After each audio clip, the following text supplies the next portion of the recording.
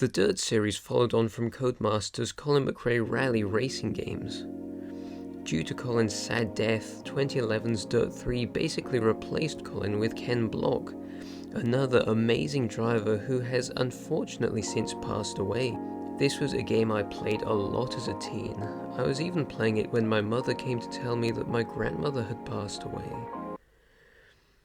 Why does this intro have so many references to people dying? Let's just get on with the review before this gets any more depressing. It's been years since I last played DiRT 3, and what I want to know is whether or not it still holds up as a great racing game, so let's find out. We're going to start by taking a look at the game's visuals. After booting it up, you get greeted by a needlessly impressive menu, where you get to see your most recently used car sliding around in the background while you browse through the events, which are inside these triangle thingies. They really didn't need to spend this much time making everything so fancy, but it really fits the game's personality well. Overall, the game looks good to me, though it's not likely to blow you away if you're used to playing more recent titles. The terrain does look a little rough if you look at it too closely, but you don't really notice that when you're in motion, and the cars look great, they're really well modelled. Some games that are much older than DiRT 3 manage to look good even now thanks to a well thought out, unrealistic art style. But I think by 2011, racing games had already reached the point where they just looked good enough. It's worth noting that I do spend a lot of time with older games. Maybe you'll judge it a bit more harshly if you're more into modern AAA games than I am. But even though slightly older titles like DiRT 3 don't look as stunning as newer racing games, is it really that big of a difference? Once you're in a race and everything's moving, there's not really anything that stands out to me as looking low quality there. I'd be interested to hear what you think of that down in the comments. Does DiRT 3 look outdated to you guys? Next, we're going to look at how the game's handling feels, which isn't quite as easy for me to just show to you. So listen closely and I'll do my best to describe it. When I first got the game, I must have played it on a freaking laptop keyboard. Then later I got a Logitech F710. Both of these methods worked, but I don't remember either of them feeling very satisfying. It is so much nicer playing it now on my Steam Deck with its modern controls. Moving that buttery smooth analog stick back and forth and seeing the instant one-to-one response of the in-game steering wheel feels amazing. Especially since this is a more realistic game that rewards you for smooth driving. The cars all feel believable and handle pretty much like I would have imagined them to. You'll be driving with your foot to the floor in the precise little Mini, using a bit more caution in the modern rally cars, and paying close attention to avoid spinning in the wild Lancia Stratos. As good as the overall feel of DiRT 3 is, though, to me there's something just a little bit off about it. I've always felt like this about the game, but I was never able to really understand what it is. While doing this review though, I tried really hard to figure it out, and I think I might finally understand it. First of all, let me try to explain how this issue feels. It makes it kind of hard to believe that the car's tyres are actually making contact with the ground, or to sense how much grip the car has. Early on in my playthrough of the game, I repeatedly had moments where I was losing control of the car, and it just felt wrong. I couldn't work out how much grip the car had, and I found myself letting go of the throttle rather than holding it down to regain traction, because I was struggling to believe that the tyres could actually grip anything. To contrast this, the original Colin McRae Rally gives you an amazing sense that the tyres really are digging into the gravel. And in the much more advanced BeamNG Drive, I can similarly always feel how much grip there is. I spent a while jumping back and forth between these two games and Dirt 3 trying to work out what's going on. And while I think Dirt 3 might behave a little differently when the car loses traction, there was something much more subtle than that which eventually dawned on me. How come in those other two games I can feel the car's traction so directly? I'm not literally in the car feeling the vibrations surging through its body or the amount of give in its pedals. The only things I can sense are what I can see and what I can hear. I never would have noticed this without doing this video, but I realized that I constantly listen to the sounds that the tires make as they fight against the floor. Every time you start to slide, every time you move to a different surface, every time you gain or lose grip, the tires make a slightly different sound, and it seems like I subconsciously listen to these noises all the time. But then go back to Dirt 3, and what do you hear? The car engines and the exhaust sound amazing, and there's great little details like gravel rattling around in the wheels and stuff like that. But the tires though? They're almost silent. It feels so weird and empty after hearing them so loudly in the original game. It's like you must be floating just above the ground or something so that they're not making any noise. I think this is what feels off about Dirt 3 for me.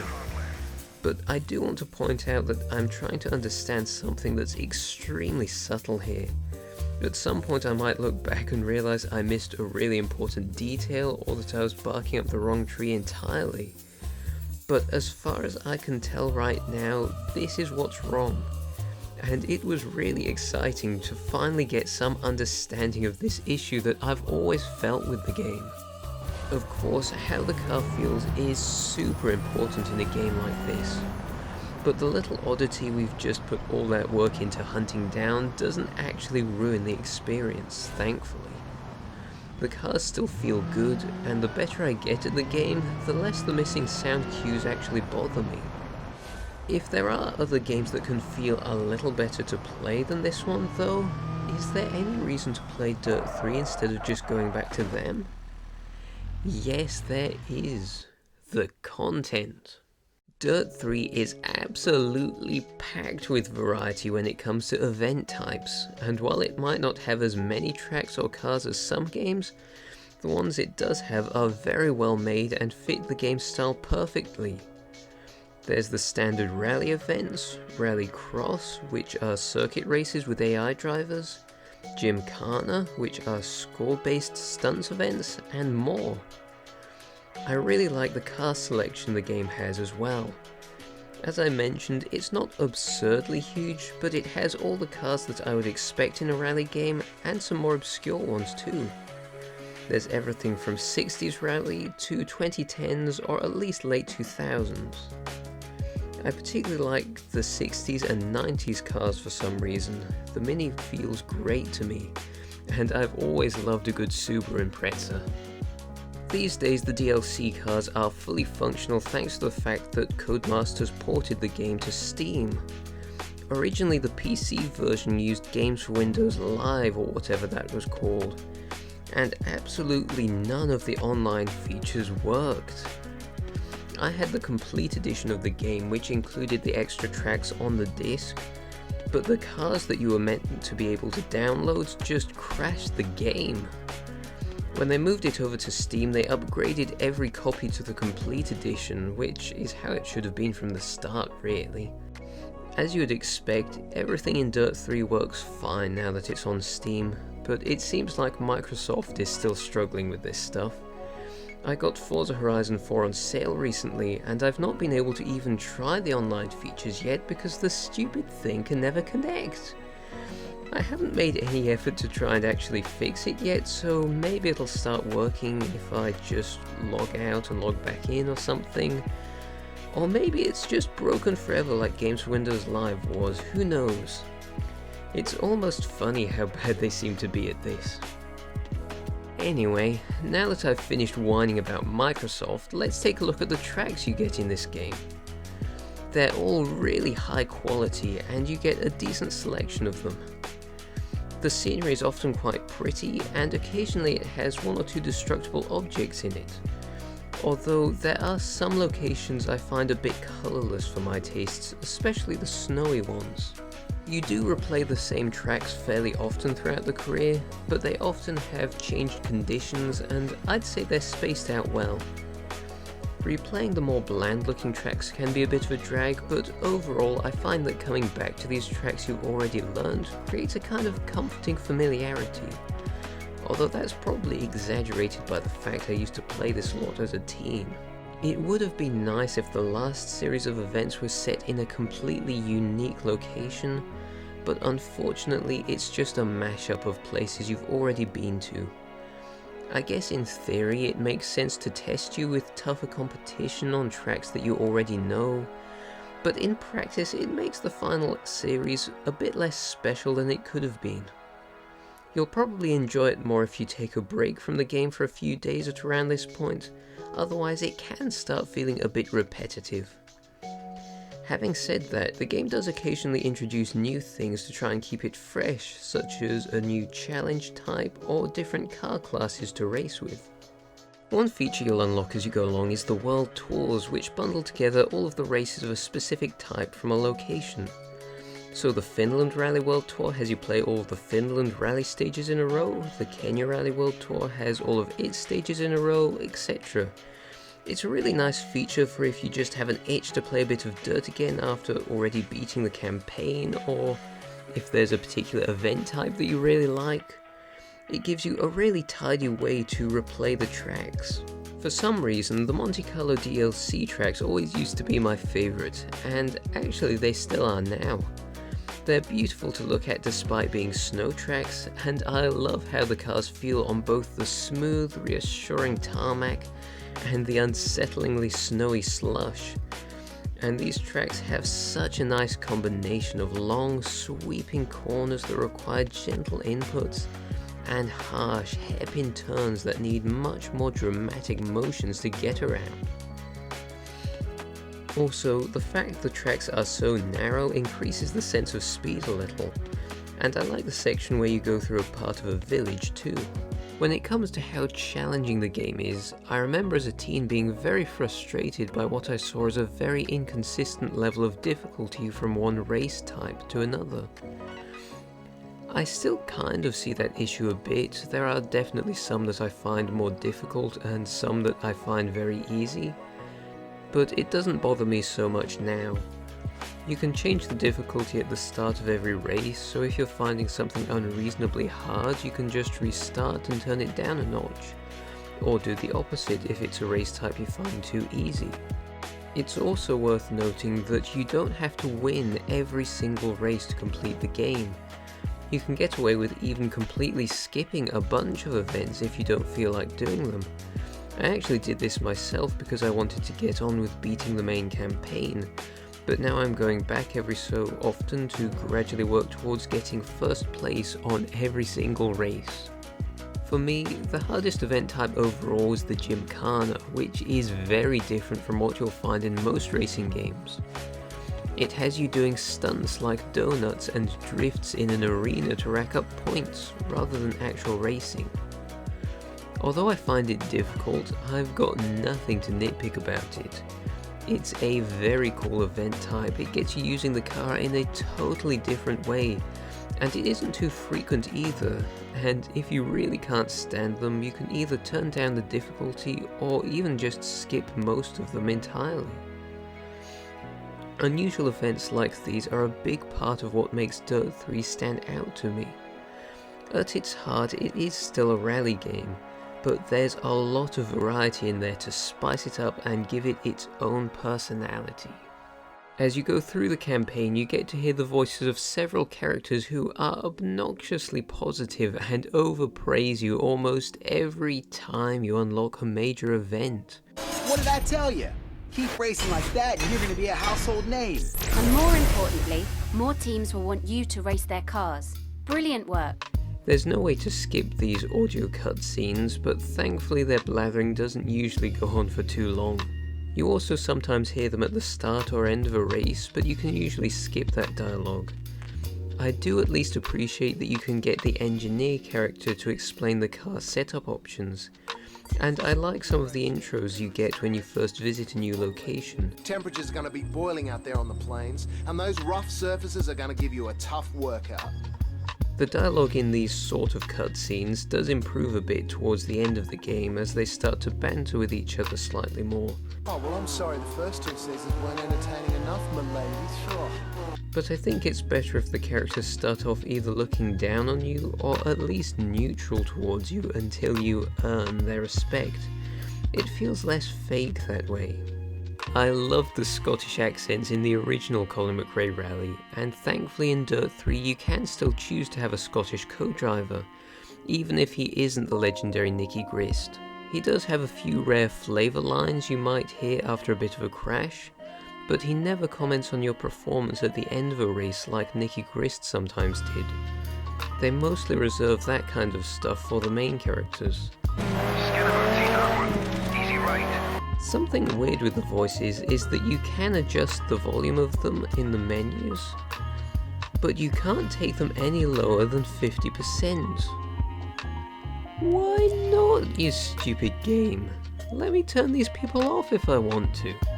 The game's music is pretty good, but you can only hear it during the menus, so you just get snatches of songs here and there as you play. In my opinion, this actually fits the game really well.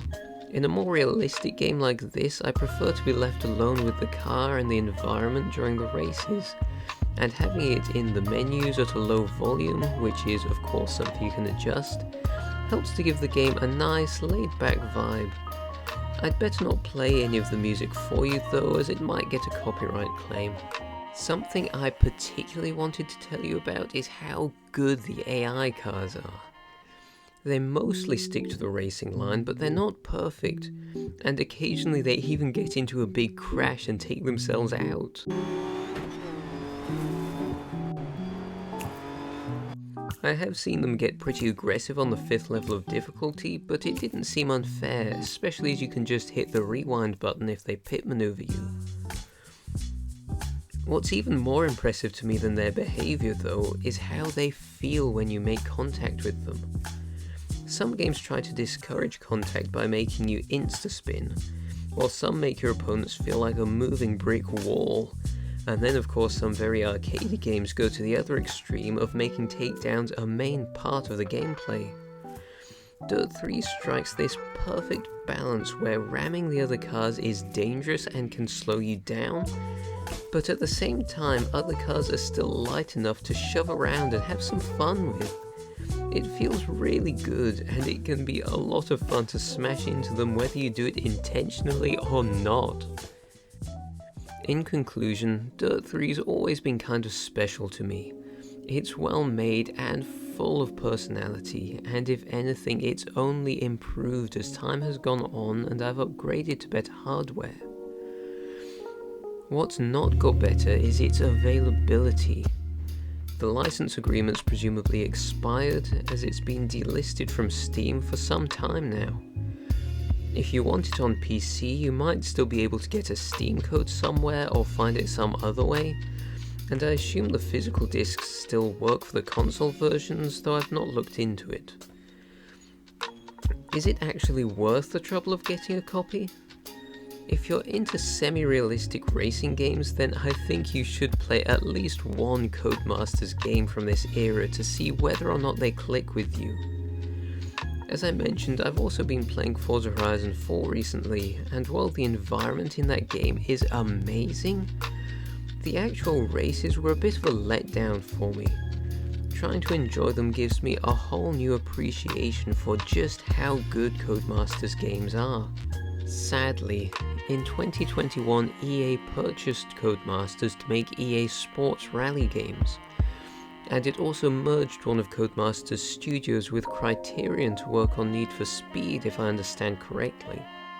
While it's good that they're still making something car related, it was heartbreaking when I heard the news that this studio I'd grown up with had been eaten up by that corporate monster. On the bright side, even if EA does ruin their future games for us, I'm glad that Codemasters left behind such an amazing legacy of games that we can keep playing. I'll probably keep doing the occasional review of their older titles, and there is also one more feature of DiRT 3 which is so good that I think it deserves its own little video. So assuming that goes to plan, you should see it up on my channel fairly soon. I haven't forgotten about reviewing the sequel to that Sonic Boom game we looked at recently though. Anyway, thank you so much for watching, and don't forget to dislike and unsubscribe, and don't you dare leave a comment down below, you are